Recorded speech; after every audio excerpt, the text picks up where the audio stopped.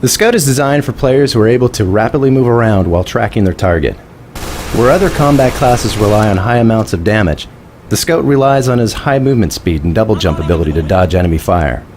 Much of his combat style is crafted through the features of his primary weapon, the scatter gun. It does a large amount of damage, but has a wide spread that forces him to get close to the enemy for full effect, where he's also at the highest risk of being hurt.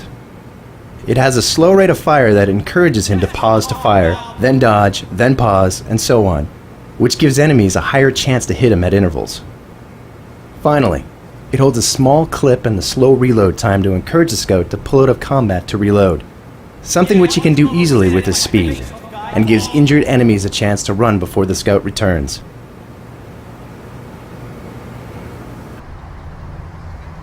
To accommodate the Scout class, maps need open spaces that allow Scouts to double jump along paths that the other classes can't navigate. This area features a variety of rooftops and rocks that a Scout can traverse while staying above any non-Scout opponents. Scouts often use their speed advantage to retreat and collect health, so here we force them to adopt some risk by placing the health inside a small enclosed area where they sacrifice some freedom of movement.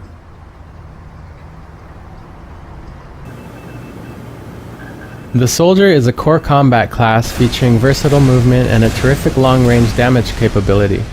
He's designed to be comfortable in almost any combat situation and to be the best long-range anti-sentry gun class. His main weaknesses are designed into his primary weapon, the rocket launcher. It has a small clip size, which forces the soldier to carefully manage his reloads, and it fires relatively slow-moving projectiles, making it ineffectual beyond short range against any opponent who dodges well, like the Scout.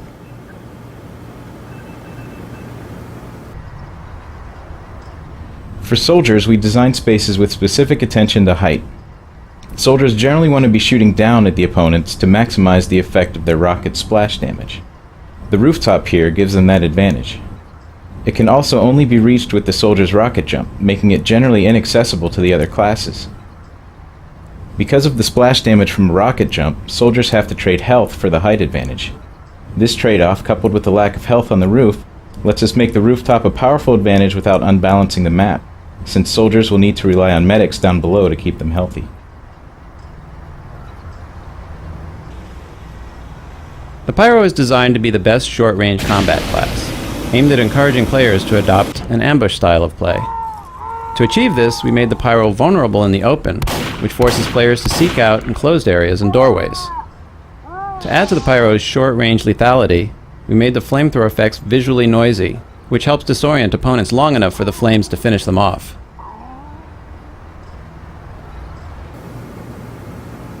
The Demoman is the most versatile combat class, capable of rapidly switching from strong offensive pushes to defensive area denial. He is the only indirect fire capability in the game, allowing him to take out sentry guns around the corner, and his sticky bombs give him a grenade jumping ability similar to that of the soldier's rocket jumps. His sticky bombs can also prevent enemies from moving through doorways, cover a retreat, and defend control points even when the Demoman is somewhere else.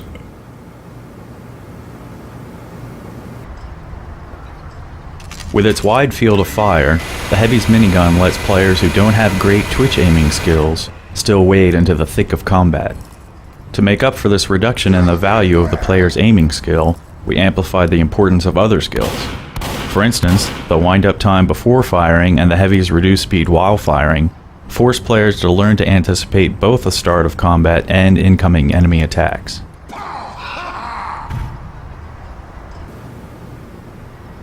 Balancing the strength of the engineer's AI-controlled sentry gun was one of the more difficult design problems in Team Fortress 2.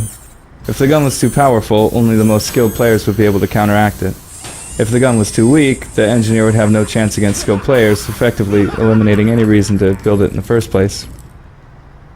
Our solution was to make the sentry gun essentially binary in the sense that it's lethal to opponents who don't take cover, but can't intelligently deal with enemies popping in and out of cover. This forces the engineer to use his own secondary weapon skill to compensate for the sentry gun's corner weakness, while still making the sentry gun a formidable obstacle for any opponent simply attempting to sprint past it.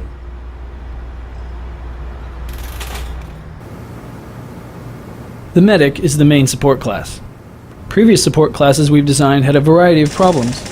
They didn't require much skill because they stayed back in defended areas, which also kept them out of the funnest parts of the game. Worst of all, this meant they weren't even terribly useful because they generally weren't near the players who most needed to be healed. We designed the Team Fortress 2 medic to solve these problems, primarily by focusing on keeping them right in the thick of battle. Additionally, we designed the medigun to be as easy to use as possible, so that medics can focus on survival while healing teammates. Virtually no aiming is required, which lets medics concentrate on following their heal target, who has a huge incentive to keep his medic benefactor safe. Our main goal in designing the medigun was to build a strong relationship between the medic and his healing target. We wanted to see what we would get if we focused on creating a tight loop between two players, instead of just thinking about getting the larger team to cooperate. The medigun's design ensures that the medic and his target are extremely conscious of each other, watching their health and relative positions and making tactical choices carefully. We wanted there to be skill involved in being a good healing target, so that medics would seek out and latch onto skilled targets. This helps foster the relationship we were after.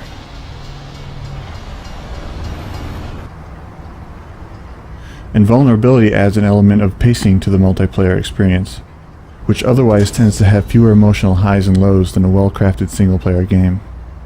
When an invulnerable medic and his friends come running in, it's an extreme high point for them. It's also a rush for the defenders, who know that they've just got to hold on for 10 seconds until invulnerability fades. Invulnerability also sharpens pacing by helping a team push through a defensive stalemate when the enemy team turtles up and refuses to come out of their base. Without a lack of defensive skirmishers, it's easier for the offense to build up the invulnerability charge without interruption. In addition, invulnerability is a great goal for the medic and rewards him for being an effective healer. We encourage the behavior by adding more charge when the medic is healing injured teammates than when he's healing ones who are already at full health. Alright, I feel good. The sniper rifle was another tricky design problem. To meet players' expectations, a sniper rifle has to be able to kill an opponent with a single shot to the head. On the flip side, we need to ensure it cannot be snap-fired from the hip with the same effect, because then, in the hands of an experienced player, it also becomes the game's most lethal short-range weapon, negating the sniper's primary weakness. To solve this, we implemented a charging damage meter that only appears when the sniper is zoomed. This solution has several beneficial side effects. The low damage both while unzoomed and at the initial zoom ensures that snipers can't kill opponents with impromptu snap fire. The charge time means snipers can deal out low damage shots quickly, or highly damaging shots at slow intervals, which allows opponents to overwhelm them with a coordinated rush. The high damage at the end of the charge rewards sniper-esque behaviors such as locating a decent vantage point and taking very deliberate shots.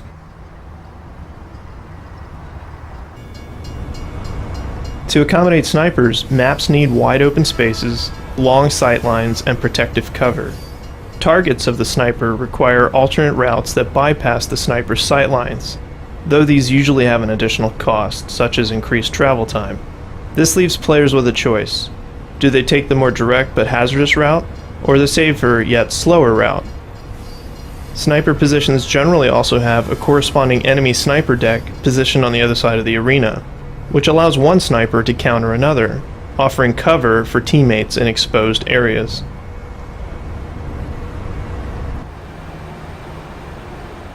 The Spy is designed for players who want to outsmart their opponents.